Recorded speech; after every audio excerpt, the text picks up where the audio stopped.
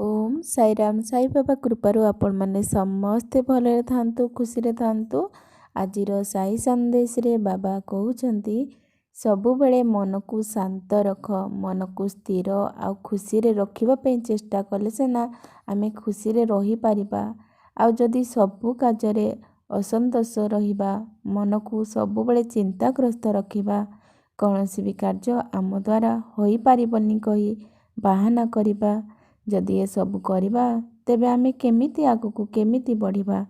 छोट छोट कथारे अशांति हेबा, आज ये कहीदेले मन कष्ट कले काली से कहीदब मन खराब हो जिवो, ताहले आमे निज कथा केबे भाबिबा।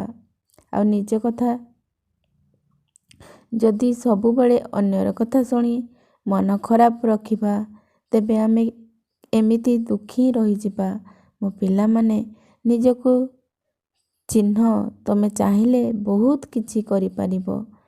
जदि तमे जो कार्य को निष्ठार सह करिबो, तेबे थरुटे चेष्टा कर, तुमको साहाय्य मु करिबी आ तुम साथी रे मु ही रहिबी।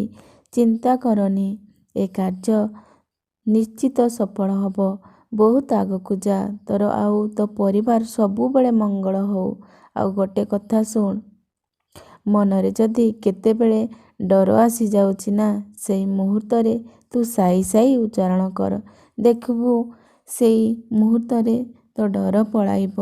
विश्वास रख मो उपरे, श्रद्धा और विश्वास जदि रखिबू ना, तेबे जाई साई को पाइबू। खुशी रे रुह, बहुत आगको जाओ, तुमर कल्याण हो, तुमे बहुत आगको जाओ।